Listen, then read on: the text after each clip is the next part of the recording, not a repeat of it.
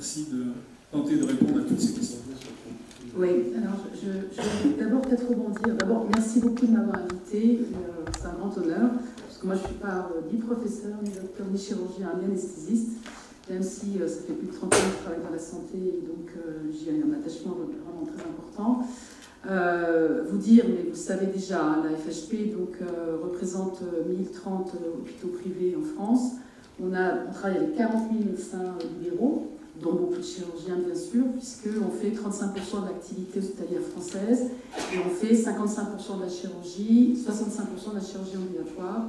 Et vous le savez, il y a eu, notamment sur les évolutions des pratiques, beaucoup d'investissements de nos équipes chirurgicales, notamment sur le développement de la RAC et le développement de l'ambulatoire, pour citer que ces deux exemples-là. Et puis bien sûr, pour travailler sur ce que vous aviez dit à l'instant. Alors, peut-être rebondir sur deux choses qui me paraissent très très fondamentales sur l'évolution des pratiques et du modèle chirurgical de demain. C'est ce que vous avez dit sur la crise et sur le quotidien. C'est vrai que nous, on regrette au niveau de la FHP qu'il n'y ait pas eu suffisamment de rétex menés par le ministère de la Santé pour se refonder, on va dire, sur les coopérations publiques-privées, sur tout ce qui a été extrêmement agile, mais agile dans tous les établissements, qu'ils soient publics, qu'ils soient privés, malgré les réglementations, et souvent, avec, tout le temps d'ailleurs, avec des professionnels qui, en équipe et sur les territoires, ont pu dépasser finalement l'administration. C'est eux qui ont trouvé, c'est sur le terrain qu'on a trouvé les solutions, et c'est comme ça qu'on a pu traverser la crise. Donc je pense que déjà, sur l'évolution des blocs opératoires et la vision demain de ces chirurgies, il y a quelque chose qu'il faut reprendre de cette période-là pour transformer en abattant les murs, finalement, et en travaillant main dans la main entre les différents corps de métier, puisque, bien sûr, les médecins ont une part prépondérante, mais s'il n'y a pas les murs, s'il n'y a pas les équipes, s'il n'y a pas les équipements, s'il n'y a pas les technologies innovantes, je veux dire, on ne pourra pas être à la pointe de ce qu'on peut faire. La deuxième chose sur laquelle je voulais réagir, c'était sur la prévention. Nous, on est aussi très attentifs à ce sujet-là et on pense qu'il pourrait y avoir quelques priorités de prévention qui pourraient être désignées et qui pourraient être prises en charge dans le cadre de l'hospitalisation, du moment d'hospitalisation du patient, soit en ambulatoire, soit en hospitalisation complète, pour faire pour certains types de personnes qui sont soumis à certains risques et en profiter à ce moment-là, puisqu'ils sont là, puisqu'on les a sur la main, pour faire de la prévention et pas réserver ça hors les murs, alors qu'en fait, on a des cohortes de personnes qui sont là.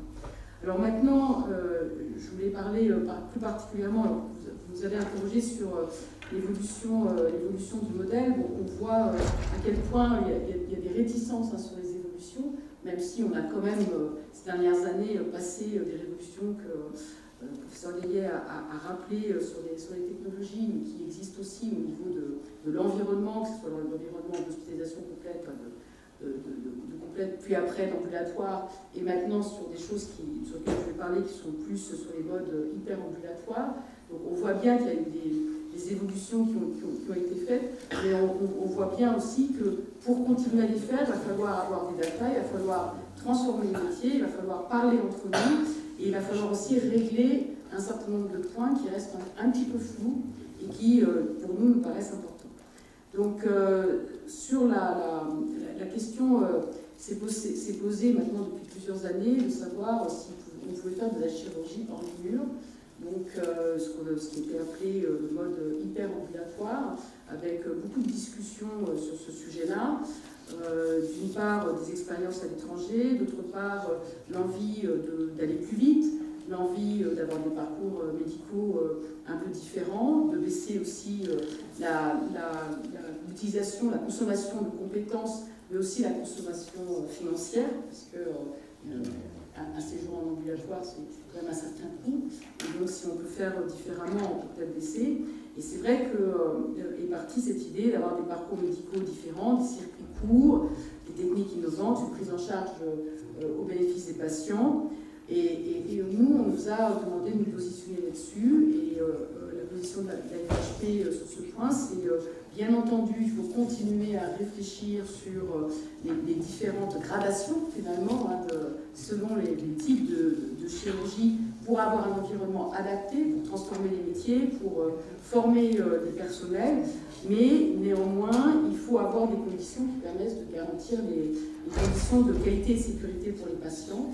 Et donc, ne pas faire n'importe quoi, à n'importe quel prix, n'importe comment, mais sécuriser complètement cette chirurgie hyperambulatoire avec un encadrement ad hoc, avec un respect des normes de bloc, formation des personnels, je le disais à l'instant, une lisibilité pour le patient et bien sûr un lien avec le bloc conventionnel et le bloc ambulatoire pour pallier aux éventuelles complications et pour la sécurité du patient. Donc sur cette idée d'avoir une chirurgie hyperambulatoire, nous, on est tout à fait partie prenante pour pouvoir y travailler dans un cadre normalisé. C'est vrai qu'aujourd'hui, il y a eu des lancements d'expérimentation, quelques expérimentations qui sont en cours, avec beaucoup d'ambiguïté sur est-ce que ça se fait dans un cabinet médical ou dans un espèce de dental, finalement ambulatoire, hein, comme on voit aujourd'hui, qui est poussé partout comme des champignons, ou est-ce qu'on essaie d'imaginer un mode de pratique qui soit plus sécurisé. Et pour nous, alors il y a eu une ARS, Île-de-France, qui avait proposé des expérimentations carrément hors les murs, hors établissement de santé. Donc nous, on s'y est opposé au niveau de la FHP. Par contre, il y a une autre ARS au Nouvelle-Aquitaine qui a proposé des expérimentations avec un cadre beaucoup plus sécurisé, s'appuyant sur un établissement de santé porteur de l'autorisation de chirurgie. Et donc, nous, notre positionnement, c'est oui, pour continuer à aller de l'avant sur un ambulatoire augmenté, plus, hein, on va dire, mais à partir du moment où le porteur de projet est un établissement de santé titulaire de l'autorisation de chirurgie. Alors, pourquoi cette position? Cette position, elle est essentiellement, je dirais, pour la qualité et la sécurité pour le patient. Et aussi, elle a pris, je dirais, elle a pris assise sur un certain nombre de points de vue qui ont été regardés sur des expériences qui ont pu être faites ailleurs. Il nous paraît absolument important, je dirais, d'avoir tout ce qui permet, je dirais, de sécuriser le patient dans un établissement de santé, c'est-à-dire l'existence du CME, la lutte contre la douleur, la commission des usagers. Je ne vais pas tous les énumérer parce qu'il y a beaucoup de points qui caractérisent le fait d'être un établissement de santé ou d'être un cabinet médical. C'est assez différent. Et elle marche très très haut entre les deux formes de fonctionnement. Il y a une différence qui est importante, c'est la certification. Les établissements de santé sont certifiés, ce n'est pas le cas d'un centre de santé, d'une maison médicale, d'un cabinet médical, et on y attache beaucoup d'importance puisque la FHP s'est exprimée de longue date et encore et toujours sur l'importance qu'elle accorde à la qualité, avec d'ailleurs des résultats sur la certification qui sont plutôt bons. Alors aujourd'hui, est-ce que c'est un bon moment pour parler de ces évolutions finalement de l'environnement bloc? Oui, c'est un bon moment, puisqu'il y a toutes les opportunités technologiques et numériques et digitales que vous avez citées, infiniment plus compétents que moi, qui existent, mais on a aussi un contexte, on va dire, en termes de ressources humaines, de réflexion de la transformation des métiers, de faire avec les compétences qu'on a et donc les faire évoluer, parce qu'on n'a pas suffisamment de personnel formé finalement pour faire face aux défis qui sont devant nous. Donc on a un premier contexte, un contexte de ressources humaines qui nécessite quand même de se poser des questions et de se projeter pour trouver des nouvelles formes d'organisation. Et puis on a un problème quand même de finances qu'on ne peut pas nier, et le fait d'imaginer des environnements, des circuits qui soient modifiés, des pratiques qui évoluent, ça peut permettre aussi, à partir du moment où il y a des volumes d'activité, hein, parce qu'il y a quand même un lien entre le volume et je dirais, l'efficience, la capacité, mais aussi le coût d'activité, ça nous paraît être aussi une opportunité intéressante. Alors, est-ce qu'il y a une structure de discussion pour ça? Eh bien, pas beaucoup, en fait. Pas beaucoup. Vous savez que on lance là, on lance tous collectivement, hein, et vous allez être très impliqués, le sujet, je fais une petite digression, vous m'excuserez, mais le sujet très important de la révision des schémas de permanence des soins en établissement de santé. Bah, aujourd'hui, au niveau national, on n'a pas suffisamment de lieux où on peut travailler avec les médecins, avec les chirurgiens qui sont les anesthésistes réanimateurs, les chirurgiens qui sont en premier lieu concernés par ces PDSES, avec l'ensemble des fédérations hospitalières et avec le ministère de la Santé. Donc sur la question de l'évolution des groupes opératoires, moi je crois beaucoup plus dans un premier temps, avant l'administration, je dirais les expérimentations, la capacité des équipes, et vous savez qu'il y a un certain nombre de groupes et d'établissements dans le privé qui ont des directions d'innovation qui travaillent beaucoup pour faire progresser et qui l'ont fait dans le passé, que ce soit avec la large diffusion des robots quand même dans nos établissements, mais aussi avec la diffusion importante de la RAD, l'augmentation d'ambulatoires sur lequel il y a eu des choses qui ont été un peu précurseurs. Je pense par exemple à la clinique chirurgicale de Daumont, qui avait été créée à l'époque par Capio et qui a une activité de chirurgie autonome. Alors là, ce n'est pas de l'hyperambulatoire, c'est de la chirurgie ambulatoire traditionnelle, mais sur un centre de chirurgie autonome, ce qui n'existait pas forcément précédemment. Donc, je crois beaucoup, en fait, déjà à la possibilité, je dirais, à ces espaces de discussion, notamment dans les groupes, entre les directions d'innovation, les directions et les praticiens, notamment par le biais de leur CME et de leurs représentants. Et nous, au niveau de la FHP, on essaye de développer, on a des liens tous les mois avec les syndicats de médecins libéraux, avec qui on travaille au moins une fois par mois, on se voit, mais quand il y a eu une crise avant l'été, vous vous en souvenez peut-être, c'était tous les jours qu'on se parlait pendant plusieurs heures. Donc on essaye aussi de trouver des espaces de discussion, avec aussi la conférence des présidents CME des hôpitaux privés, pour travailler ces questions. Mais il n'y a pas d'initiative.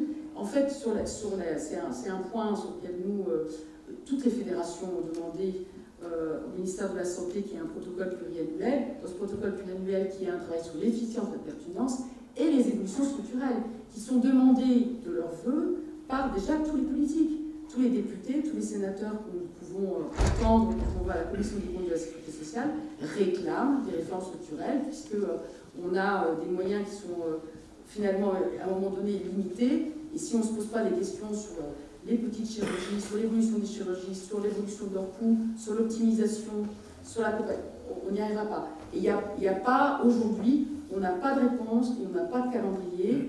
On voulait aussi travailler sur les hospitalisations évitables, 800 millions d'euros dénoncés par la CNAM. Eh bien, j'ai envie de dire, ça n'intéresse personne, ou alors il y a trop de changements de ministres, il y a trop de... Donc c'est pour ça que ça nous appartient finalement. C'est un autre sujet. Voilà, ça appartient simplement aux communautés de travailler ces sujets. Merci Madame la Directrice. Merci de votre exposé, vraiment très très riche.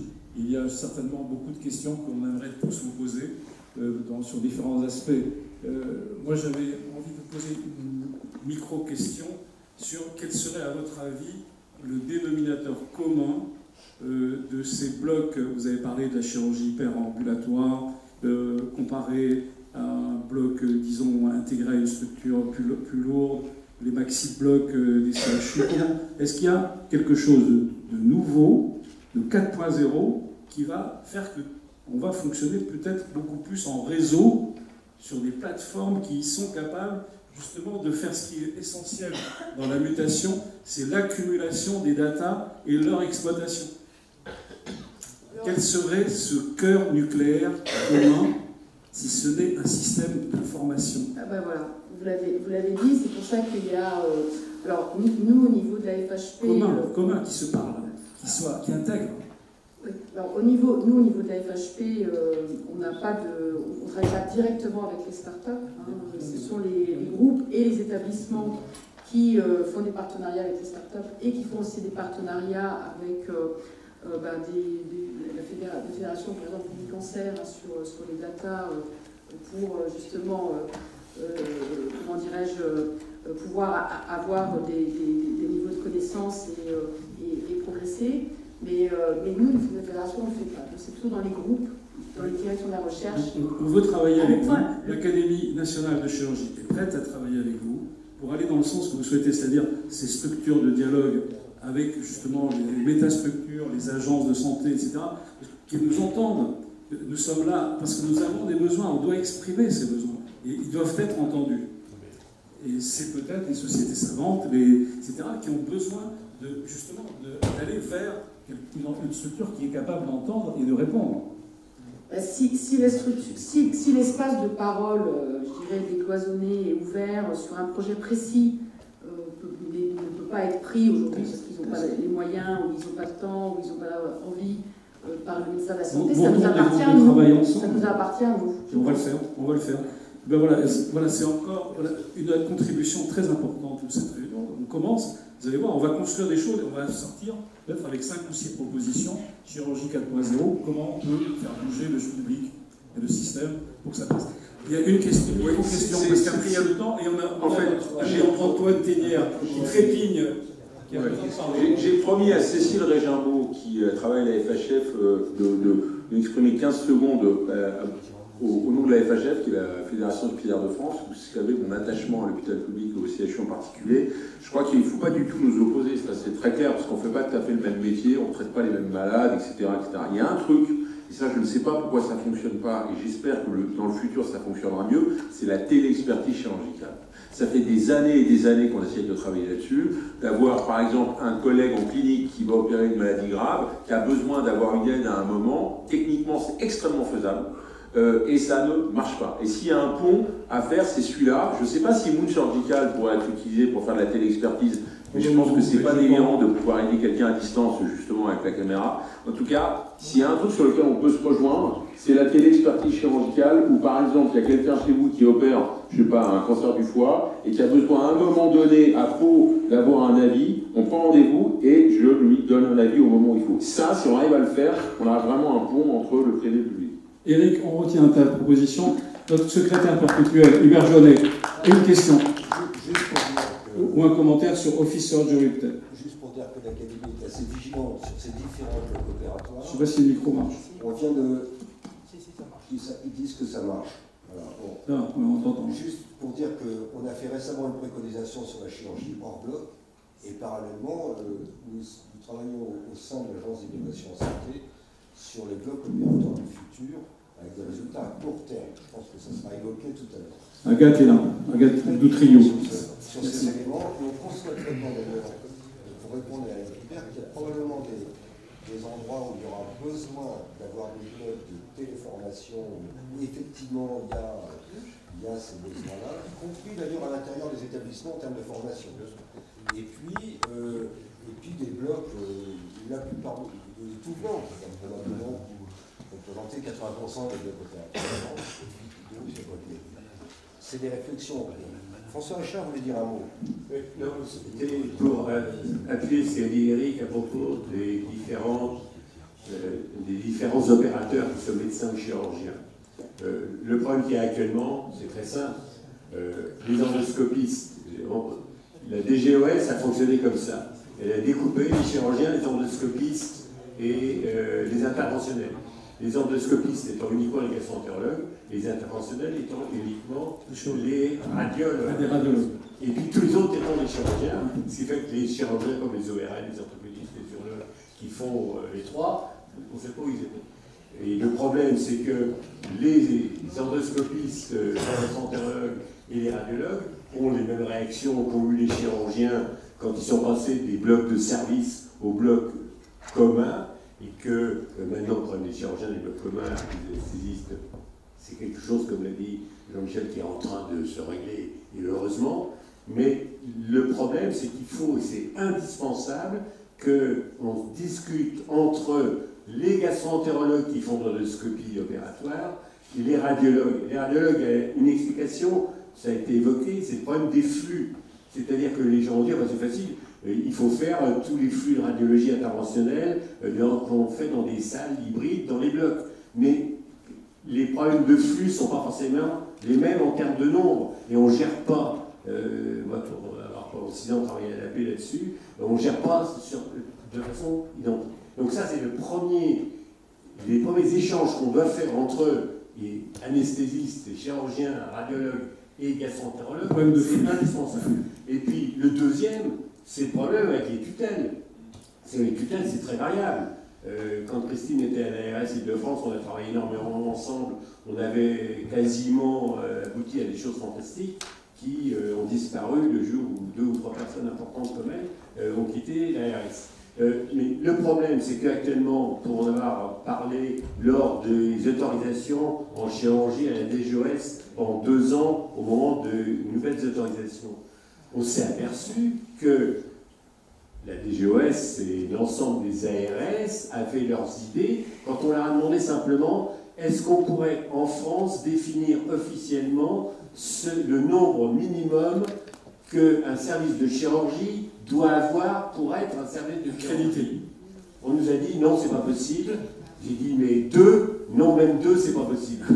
Comment voulez-vous qu'on fasse des réformes si on ne prend pas le courage de dire, etc. Donc, il y a ces 2 types de discussions, et je pense qu'il faut cesser d'aller au rendez-vous des discussions officielles. Il faut créer des structures pour que ce soit nous qui faisions les rendez-vous auxquels on les invite et qu'on propose des choses. Parce que quand on va dans un rendez-vous, c'est pas vous qui prenez la décision, donc on n'avance pas. Donc il faut avancer. Et puis je vous proposerai quelque chose d'autre dans ma communication. Merci, merci. François.